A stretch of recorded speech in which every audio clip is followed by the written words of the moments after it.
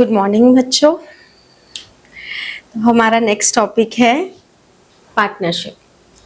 Partnership बहुत important इसलिए भी है क्योंकि एक तो इसमें बहुत सारा कंटेंट है, सेकेंडली पार्टनरशिप के जो थ्योरी पोर्शन है वो आपके 12th में भी बहुत इम्पॉर्टेंट है, बिकॉज 12th में आपका पूरा पार्टनरशिप अकाउंटिंग है 36 मार्क्स की।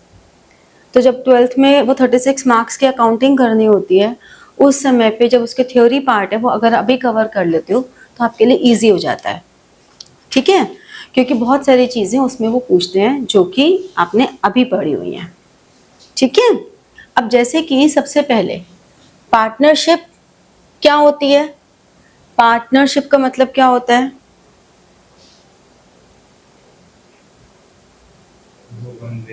जब दो या दो से ज्यादा लोग मिलके काम करने का डिसाइड करते तो पार्टनरशिप है। ये टर्म तो तुम्हारे लिए नई नहीं है ना, ये टर्म तो बहुत अच्छे से जानी पहचानी टर्म है, हमेशा से ही बोलते हैं हम पार्टनरशिप में काम कर रहे हैं, हम पार्टनरशिप में काम कर लेते हैं, तो बहुत ही कॉमन सी टर्म है। बट पार्टनरशिप को जो एक्ट गवर्न करता है एक्चुअली में वो करता है इंडियन पार्टनरशिप एक्ट 1932, ठीक है। ऑल्दो अब कंपनीज एक्ट 2013 की वजह से इस एक्ट को रिप्लेस कर दिया गया, रिप्लेस नहीं किया गया, that is a wrong word. इस एक्ट को तो खत्म नहीं किया, लेकिन नया एक्ट आया कंपनीज एक्ट 2013, उस एक्ट के अंडर में हमने LLP शुरू कर दी, लिमिटेड लाइबिलिटी पार्टनरशिप। तो बेसिकली इस समय पार्टनरशिप को गवर्न करने के लिए दोनों एक्ट चल रहे हैं, पार्टनरशिप एक्ट 1932 भी है और LLP भी है, ठीक है। दोनों अलग अलग अपनी बातें करते हैं और दोनों की अलग अलग फंक्शनिंग है। फिलहाल हम 1932 के अकॉर्डिंगली बात करते हैं कि पार्टनरशिप एक्ट 1932 क्या कहता है। वो कहता है कि पार्टनरशिप का मतलब हो गया रिलेशनशिप बिटवीन टू पर्सन्स, दो लोगों के बीच का वो रिलेशनशिप जो उन्होंने एक बिजनेस को, या दो से ज़्यादा लोगों का म्यूचुअल रिलेशनशिप जो उन्होंने आपस में फिक्स किया है to run a lawful business at an agreed ratio for sharing profits. समझे, एग्रीड रेशियो, अगर उन्होंने को जो रेशियो एग्री की है उस पर वो प्रॉफिट्स को, उन्होंने लॉसेस की बात कहीं नहीं की है, उन्होंने कहा टू शेयर प्रॉफिट्स। तो यानी कि हमेशा प्रॉफिट्स की बात होती है, क्योंकि प्रॉफिट पॉजिटिव है नेगेटिव हो सकता है, अगर पॉजिटिव है तो प्रॉफिट है और नेगेटिव है तो उसको हम लोग अकाउंटिंग में टर्म लॉस दे देते हैं, बट थ्योरेटिकली प्रॉफिट्स नेगेटिव या पॉजिटिव होते हैं हमेशा। और इसमें एक्टिंग बाय वन और एक्टिंग बाय ऑल, यानी कि कोई एक काम करे ऑन बिहाफ ऑफ ऑल, या जितने हैं वो सारे के सारे काम करें, तो वो हमारे लिए पार्टनरशिप की डेफिनेशन है। ऐसे पार्टनरशिप की डेफिनेशन ये तो एक्ट ने दे दी, इंडियन कॉन्ट्रैक्ट एक्ट ने भी अपनी डेफिनेशन दी है, अलग अलग ऑथर्स ने भी अपनी डेफिनेशन दी है। आपको एग्जाम में कभी भी ये नहीं आएगा कि इसके अकॉर्डिंगली डेफिनेशन लिखो, तो वो कोई इशू नहीं है कि आपको लर्न करना है, कॉन्सेंट्रेट करो सुनने पे,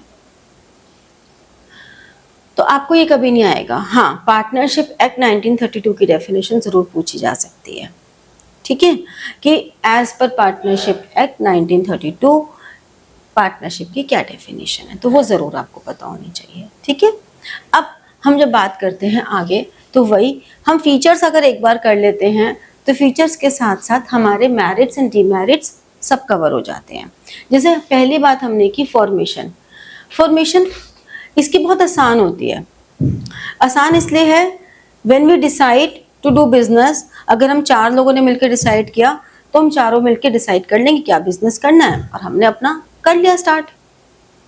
हाँ, रजिस्टर्ड कराना कंपलसरी नहीं है, कराओगे तो उसके अपने एडवांटेजेस होते हैं, तो registration is not compulsory, but if you do it then you have so many benefits of it.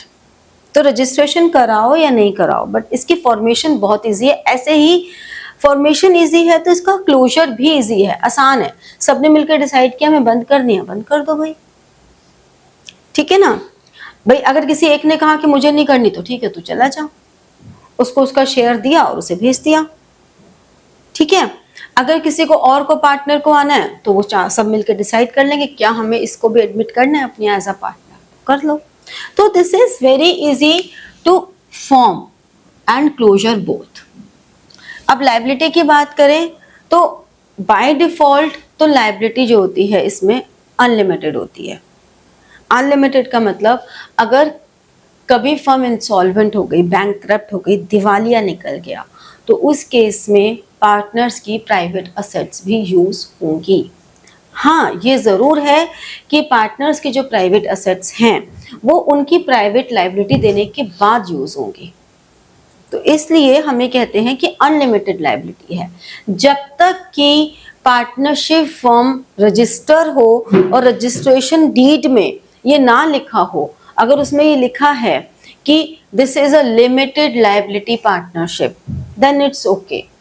या उसमें ये लिखा हो कि इतनी % लाइबिलिटी अनलिमिटेड होगी, ऐसा कोई क्लॉज डला हो, तब तो सिनेरियो डिफरेंट हो जाता है। बट एक नॉर्मल कोर्स में पार्टनरशिप हमारी हमेशा अनलिमिटेड लाइबिलिटी ही होती है, और इसीलिए ये वाला पॉइंट हमारे लिए नुकसान का पॉइंट हो जाता है। ठीक है।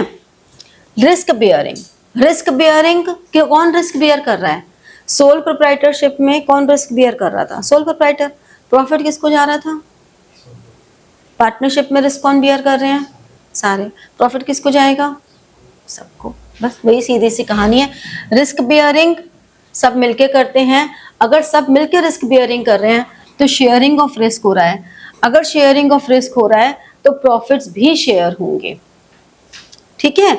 किस रेशो में होंगे? जो भी उनकी एग्रीड रेशो है। ठीक है। अब decision making and control, decision making and control की जब हम बात करते हैं तो देखा जाए बहुत ही नॉर्मल सी बात है, हम सबका मिलके पैसा लगा हुआ है तो सबके मिलके ही डिसीजंस होंगे। तो इसमें म्यूचुअली सब मिलके डिसाइड करते हैं जो भी डिसीजन लेने हैं। ऑल्दो कई ऐसे क्लॉजेस होते हैं, जैसे कि अगर किसी पार्टनर को एडमिट करना है तो जितने भी पार्टनर्स हैं उन सबको 100% पार्टनर्स एग्री करेंगे तो ही हम किसी को एडमिट कर सकते हैं। लेकिन अगर कोई ऑपरेशनल डिसीजन लेना है, जैसे कि इससे सप्लाई लें कि ना लें, इसको सप्लाई करें कि ना करें, ऐसे कोई डिसीजन लेने हैं तो ऑपरेशनल डिसीजन जिन्हें हम कहते हैं, तो उस केस में ज़रूर ये होगा कि मेजॉरिटी पार्टनर्स का कंसेंट भी एक्सेप्टेबल होगा। ठीक है। तो मेजॉरिटी पार्टनर्स का कंसेंट हम यहाँ पे ले लेके चलेंगे। बाकी कंट्रोल सारे करते हैं, और क्योंकि सभी लोग कंट्रोल कर रहे हैं, सभी लोग डिसीजन मेकिंग में हेल्प कर रहे हैं, तो सीक्रेसी मेंटेन करनी भी मुश्किल है। बट हम ये कहते हैं सीक्रेसी मेंटेन करनी भी मुश्किल है और यहाँ पर कॉन्फ्लिक्ट्स भी होने के चांसेस हैं। तो ये जो सीक्रेसी वाला पॉइंट है ये हमारा यहाँ पर भी आ सकता है। बेनिफिट भी है, नुकसान भी है। बेनिफिट कैसे है कि अगर 4 पार्टनर्स हैं तो उन चारों के बीच में ही बात रहेगी, और वही नुकसान है 4 के बीच में बात रहेगी। समझ रहे हो? एक हम कहें कि सिर्फ चारों के बीच में रहेगी, एक हम कहें 4 के बीच में रहेगी। बोलने के स्टाइल से ही एकदम एक ही same point, same word, same sentence, बस बोलने के तरीके से हमारा मेरिट्स और डिमेरिट्स में कन्वर्ट हो गया। तो इट ऑल डिपेंड्स कि हम किस तरह से, किस नज़रिए से देख रहे हैं। तो ये पार्टनर्स की आपस की बॉन्डिंग पे डिपेंड करती हैं सारी बातें। ठीक है। फिर हम कहते हैं कंटिन्यूटी। कंटिन्यूटी का मतलब क्या हुआ कि अगर सारे पार्टनर्स में से कोई एक पार्टनर की डेथ हो गई तो बिजनेस कंटिन्यू रहेगा, लेकिन अगर सारे पार्टनर्स की डेथ हो गई तो एग्जिस्टेंस खत्म हो जाएगी। जैसे सोल प्रोप्राइटरशिप में अगर सोल प्रोप्राइटर की डेथ हो गई तो बिजनेस की कंटिन्यूटी नहीं रहेगी, लेकिन हमने क्या किया था कोऑपरेटिव सोसाइटीज में कि कंटिन्यूटी बनी रहेगी। इसी तरह से यहाँ पे भी कंटिन्यूटी खत्म हो जाएगी अगर हमारा सारे पार्टनर्स की डेथ हो गई। तो यही हमारा लैक ऑफ कंटिन्यूटी, डीमेरिट हो गया। ठीक है। नंबर ऑफ पार्टनर्स, ये बहुत डिस्प्यूटेड पॉइंट है। हमारा जो पार्टनरशिप एक्ट 1932 कहता है कि हम मिनिमम पार्टनर्स तो देखो 2 ही होंगे, इसमें तो कोई प्रॉब्लम ही नहीं है। पार्टनरशिप का मतलब ही ये एक से ज़्यादा, तो मिनिमम में तो कोई डिस्प्यूट नहीं है, मैक्सिमम में बहुत डिस्प्यूट्स हैं। हमारा इंडियन पार्टनरशिप एक्ट कहता है कि बैंकिंग बिजनेस में 10 और नॉन बैंकिंग में 20 होने चाहिए मैक्सिमम। ठीक है। फिर जब 2013 आया तो उसके सेक्शन 464, ये आपको लर्न करने पड़ेंगे। सेक्शन 464 उसने कहा 100 होने चाहिए, फिर उसको ओवरलैप कर दिया द कंपनीज मिसलेनियस रूल्स 2014, उसमें रूल 10 आया, उसने कहा 50 होने चाहिए। तो आपसे जब एमसीक्यूज में पूछा जाए मैक्सिमम नंबर ऑफ पार्टनर्स, ठीक है, तो मैक्सिमम नंबर ऑफ पार्टनर्स अगर कुछ भी नहीं लिखा है तो आप 50 ही करोगे क्योंकि वो लेटेस्ट है।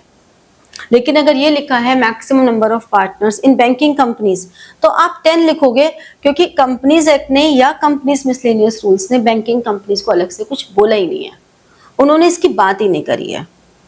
तो आपको ये बहुत ध्यान से देखना है कि क्वेश्चन में पूछा क्या गया है। क्वेश्चन में बैंकिंग कंपनीज पूछा गया है या नॉर्मल कंपनीज पूछा गया है कि कोई फर्म में कितने होने चाहिए। लेकिन अगर ये पूछा गया एज पर कंपनीज एक्ट तो फिर आपको 100 लिखने हैं, एज पर पार्टनरशिप एक्ट आपको 20 लिखने हैं। तो इट ऑल डिपेंड्स कि आपसे पूछा किस तरह से गया है, ठीक है। म्यूचुअल एजेंसी, म्यूचुअल एजेंसी का मतलब हुआ कि म्यूचुअली ये लोग एक दूसरे के लिए काम कर रहे हैं, मतलब ये एक दूसरे के एजेंट के जैसे काम कर रहे हैं। एक पार्टनर बाकी सारे पार्टनर्स के लिए एजेंट का काम कर रहा है, यानी कि एक पार्टनर ने अगर कोई डिसीजन ले लिया तो वो सारे पार्टनर्स को मानना पड़ेगा। अब ऐसे में अगर उस पार्टनर ने उनसे बिना पूछे लिया तो यहाँ पर पार्टनर्स की अपनी विश चलेगी कि वो पार्टनर्स मिलकर उस डिसीजन को मना कर दें, बट वो आपस के डिसीजंस हैं।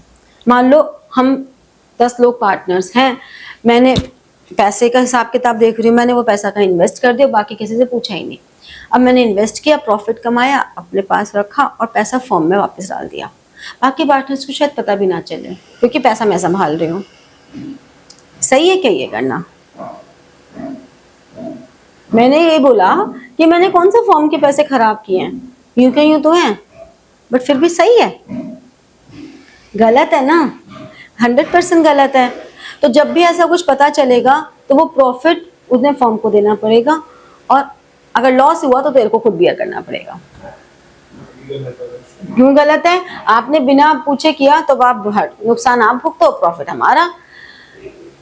बट क्योंकि बाकी सारे पार्टनर्स ने मना कर दिया कि भाई ऐसे तो गलत है, बट अगर उसने किसी थर्ड पार्टी से किया तो पार्टनर्स और पूछा नहीं तो वो आपस में जो मर्जी लड़ लें, लेकिन थर्ड पार्टी क्यों बियर करेगी इस बात का?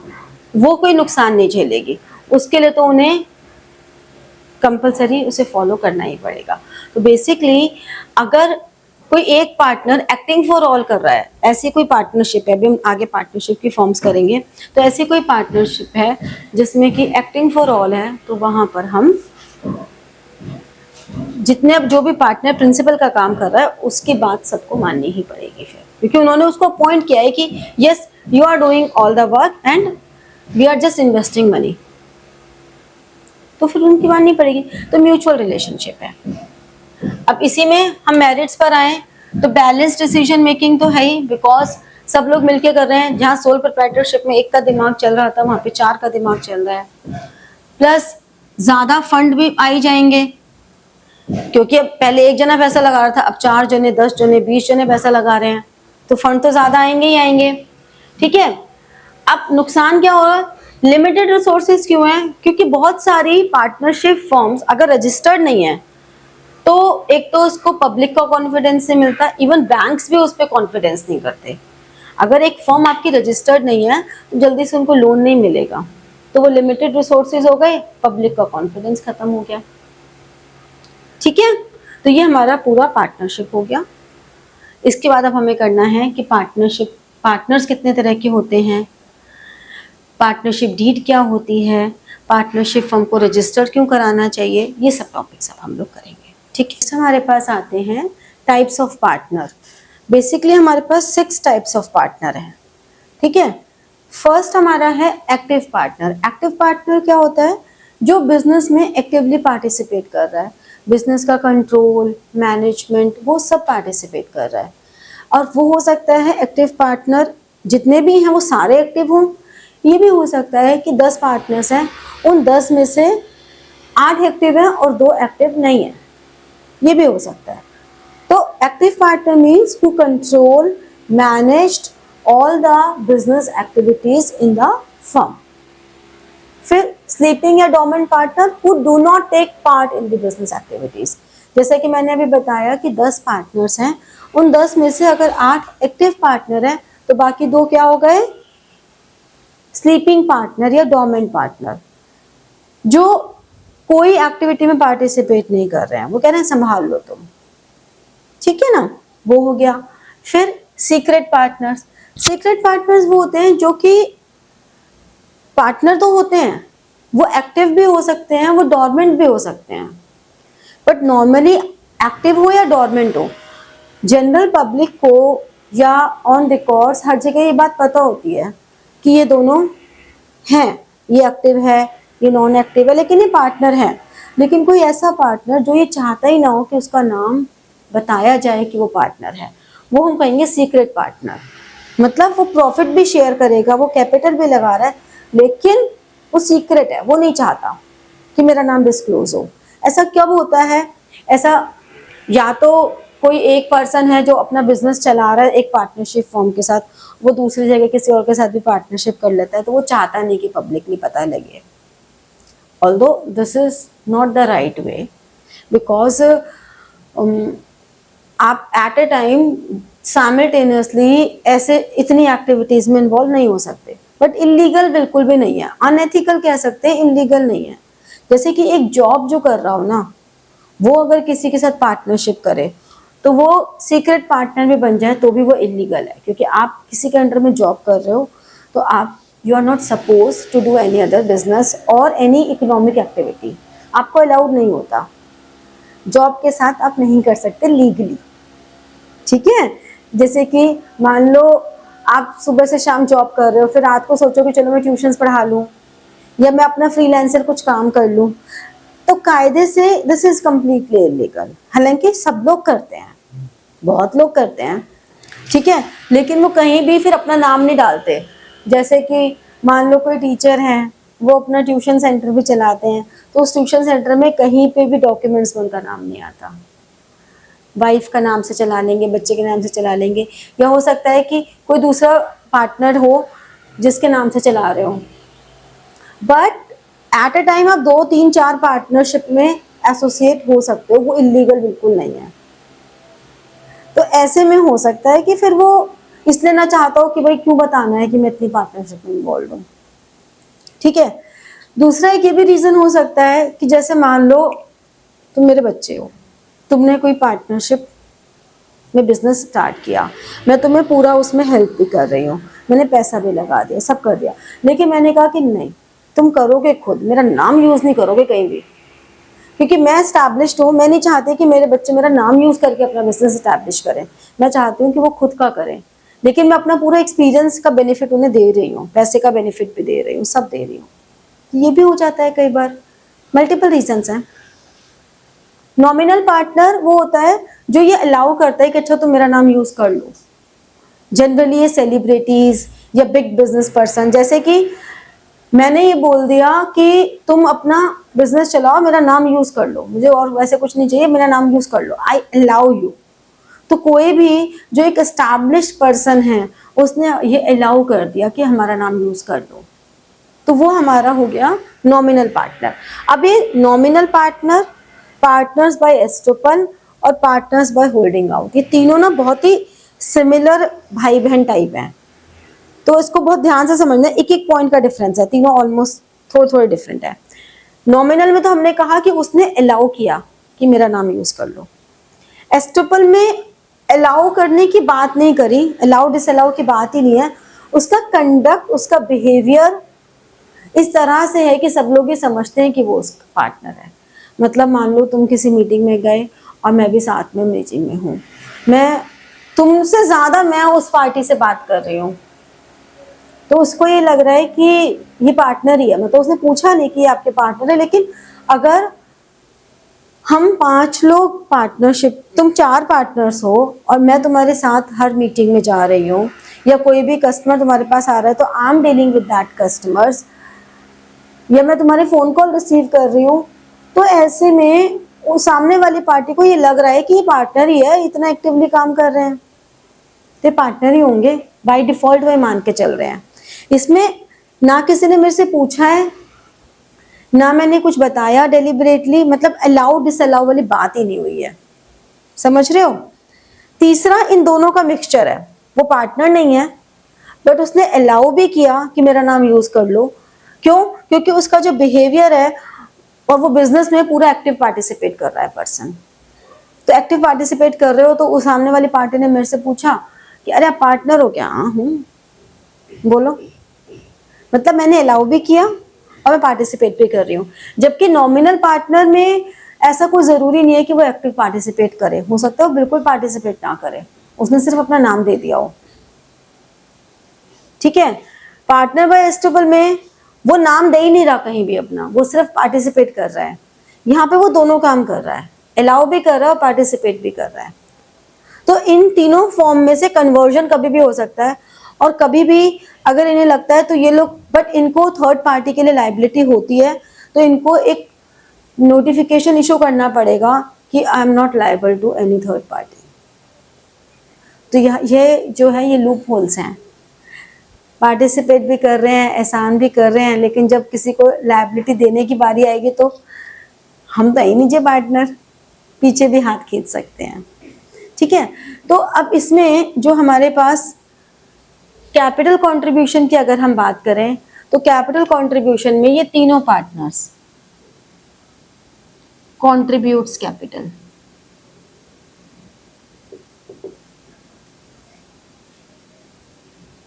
जबकि ये तीनों partner do not contribute.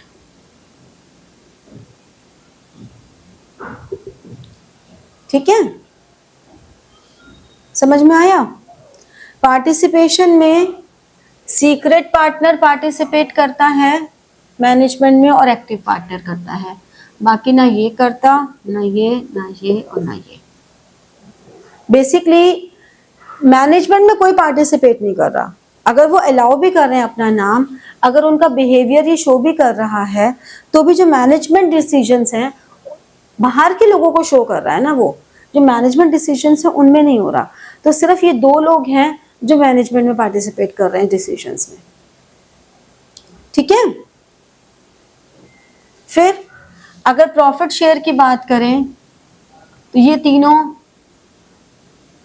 Share करते हैं प्रॉफिट एंड लॉसेस, तीनों करते हैं, लेकिन ये भी नहीं कर रहा, ये भी नहीं कर रहा और ये भी नहीं कर रहा, तीनों नहीं कर रहे।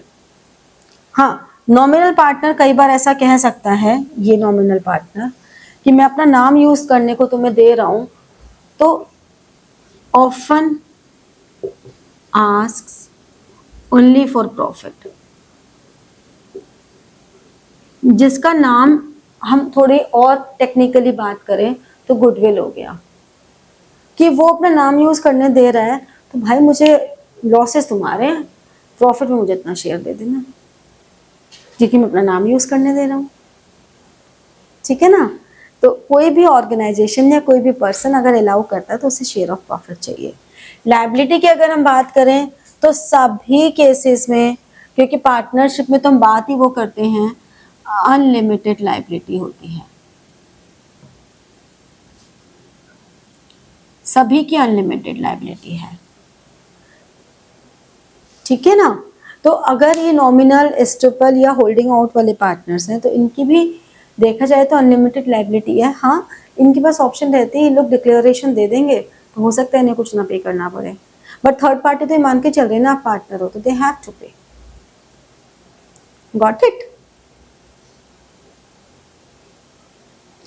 अब अगर माइनर एक पार्टनर है तो बेसिकली किसी भी माइनर को ये अलाउ नहीं होता कि वो पार्टनरशिप में या किसी भी तरह के कॉन्ट्रैक्ट में आए।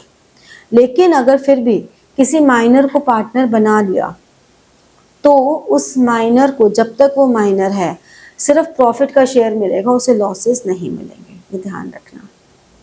ठीक है, लॉसेस नहीं मिलेंगे, माइनर को सिर्फ प्रॉफिट्स मिलेंगे, उसको कोई लॉसेस नहीं मिलेंगे। लेकिन क्योंकि वो पार्टनर है तो उसके पास पूरा राइट है कि वो बुक्स ऑफ अकाउंट्स चेक कर सकता है, उसके पास पूरा राइट है कि वो अपना से दे सकता है ये होगा और ये नहीं होगा, और उसके बाद को वैल्यू भी देनी पड़ेगी क्योंकि तुमने उसे पार्टनर बनाया है। तो ऐसे नहीं कि तू बच्चा चुप बैठ जा, बच्चा तो मैं पार्टनर क्यों बनाया, ठीक है ना। तो ऑन रिकॉर्ड्स तो आप मना नहीं कर सकते हो, बाकी तो कुछ भी करते रहो, कौन देख रहा है, ठीक है। चलो ये नोट डाउन कर लो, इसके बाद हम टाइप्स ऑफ पार्टनरशिप करेंगे। टॉपिक हमारे पास आता है टाइप्स ऑफ पार्टनरशिप। पार्टनरशिप हमारी दो बेसिस पे अलग अलग टाइप्स में डिवाइड हो सकती है। पहला on the basis of duration. जब on the basis of duration की हम बात करते हैं तो हम क्या कहते हैं कि एक तो पार्टनरशिप एट विल है, कि जब तक हमारी मर्जी है तब तक हम करेंगे। पार्टनरशिप एट विल मतलब अपनी इच्छा से, जब तक हम चाहेंगे तब तक हम इस पार्टनरशिप को चलाएंगे, उसको बंद कर देंगे। एक होती है पर्टिकुलर पार्टनरशिप। पर्टिकुलर, हमने किसी पर्टिकुलर पर्पस के लिए पार्टनरशिप बनाई है, पर्टिकुलर पार्टनरशिप। इसको हम जॉइंट वेंचर भी कह सकते हैं। जैसे कि मान लो मेरा गारमेंट्स का बिजनेस है और तुम्हारा फुटवेयर का बिजनेस है। अब एक स्कूल में यूनिफॉर्म पूरी हमें सप्लाई करनी है और वो यूनिफॉर्म में हमें फुटवेयर भी देना है और ये भी देना है। तो हमने क्या किया, हम दोनों ने उस पर्टिकुलर प्रोजेक्ट के लिए पार्टनरशिप कर ली। और स्कूल्स, क्योंकि स्कूल ने कहा हम किसी एक को ही देंगे, हम दो अलग अलग कंपनीज को नहीं देंगे। हमने कहा ठीक है, हम दोनों ने मिलकर पार्टनरशिप की टू कंप्लीट दैट प्रोजेक्ट, है ना। जैसे तुमने बहुत जगह देखा भी होगा, फ्लाईओवर्स बनते हैं जो वहां पे लिखा होता है in association with, in partnership with. ऐसे करके बहुत बड़ी बड़ी कंपनियां भी एक पर्टिकुलर पर्पस के लिए, एक प्रोजेक्ट के लिए, जैसे बिल्डिंग की कंस्ट्रक्शन के लिए हो गया, ठीक है। कहीं पर हमें कोई पार्टी थ्रो करनी है तो हमने कहा भाई हम किसी एक इवेंट मैनेजर को देंगे काम, उसने 4 लोगों के साथ टाई कर लिया कि हम मिलके पार्टनरशिप कर लेते हैं। छोटे लेवल पे भी काम होता है। तो ये जरूर, इसका ड्यूरेशन बस उतने दिन का ही है जितने दिन का वो इवेंट है, तो इसका टाइम ड्यूरेशन बस उस प्रोजेक्ट के जितना ही है, उसके अलावा नहीं है। जबकि ये वाली पार्टनरशिप तब तक चलेगी जब तक हमारी मर्जी है, जब मर्जी नहीं है तो खत्म करो, टर्मिनेट, खत्म। जब हम लायबिलिटी की बात करते हैं तो हम क्या बात करते हैं बताओ, इतनी देर से पार्टनरशिप पार्टनरशिप पढ़े जा रहे हो।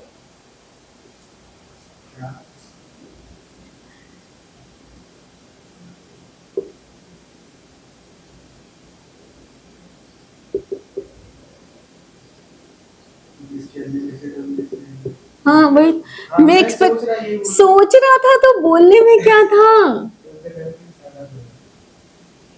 जो सोचते हैं वो बोला करो। Expression is very important. तुम्हें पता है सारी कहानी आज के जमाने में अपने एक्सप्रेशन की है। हम सोच रहे थे और गाड़ी निकल गई, हम सोचते ही रह गए।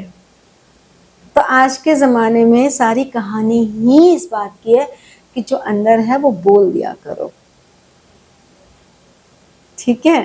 ये मत सोचा करो क्या हो जाएगा। हाँ ऐसा भी नहीं है कि इसमें कुछ नेगेटिव बोलो, हाँ अगर कुछ अच्छा है तो बोल दो। मतलब ये थोड़ा ना कि कुछ भी अंदर तुमने बोल दिया, अरे भाई मतलब सोच समझ के, बट हाँ बहुत ज़्यादा दबाना भी नहीं चाहिए। तो बोलने में क्या था, इतनी आसान चीज़ थी, मैं एक्सपेक्ट कर रही थी लिखते ही बोल दोगे तुम सारे के सारे।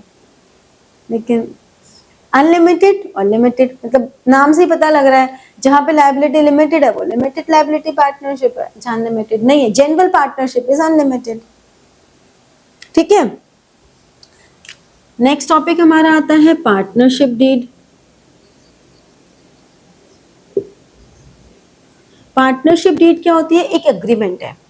पार्टनरशिप डीड एक एग्रीमेंट है जिसमें सारी conditions of running a business mention होती हैं, इसमें सब मेंशन होता है। तो ये एक वो एग्रीमेंट है जो between partners they do it and they mentioned all the conditions like name of the firm, objective of the firm, capital contributed by the firm, interest on capital, drawings, interest on drawings, loan, interest on loan, addresses, किसी partner को salary मिलेगी, commission मिलेगा, decisions हम लेंगे तो किस basis पे लेंगे, जितनी भी लिस्ट है सब मेंशन होती है। मतलब उस डीड में, उस डीड का फायदा क्या है, पार्टनरशिप डीड ओरल भी हो सकती है और रिटर्न भी हो सकती है, लेकिन oral partnership deed is not considered as authentic in traditional times, and written partnership deed can be used as an evidence in the court. कल को अगर कोई डिस्प्यूट हो गया तो रिटर्न पार्टनरशिप डीड को एज एन एविडेंस हम use कर सकते हैं, बट ओरल पार्टनरशिप डीड को पहले नहीं कर सकते थे। लेकिन आज के ज़माने में जब टेक्नोलॉजी इतनी हो गई है तो ओरल पार्टनरशिप डीड भी एप्लीकेबल ऑथेंटिक एविडेंस की फॉर्म में यूज की जा सकती है। क्यों, कैसे? वीडियो रिकॉर्डिंग्स, अभी मैं ओरली पढ़ा रही हूँ तो इसकी वीडियो रिकॉर्डिंग हो रही है, तो वो ओरल भी तो चल रहा है ना सब कुछ। मैंने ओरली बता दिया कि हमारे बीच में ये है, तुमने कह दिया ओके, तुमने कह दिया ओके, सबने कह दिया ओके, ठीक है। तो इससे क्या होगा, ये जो पार्टनरशिप डीड है ये ओरल होने के बावजूद भी एज एन एविडेंस कोर्ट में अप्लाई हो जाएगी, ठीक है। हाँ हाँ, सारा जितने भी कंडीशंस हैं ओरल में आप बता दो। एक बात बताओ, एक मीटिंग रूम है, उस मीटिंग रूम में मैंने यहाँ लिख लिख के सारा बता दिया, अभी रिटर्न भी हो ही गई ना, रिटर्न भी तो आ ही गया ना। तो इस तरह से है। तो ये सारी बातें हमारी पार्टनरशिप डीड में आती हैं कि जितनी भी इंफॉर्मेशन पार्टनर्स के बीच में होनी चाहिए, कम्युनिकेशन, इंटरनल प्रोसेसिंग, वो सब पार्टनरशिप डीड में आता है।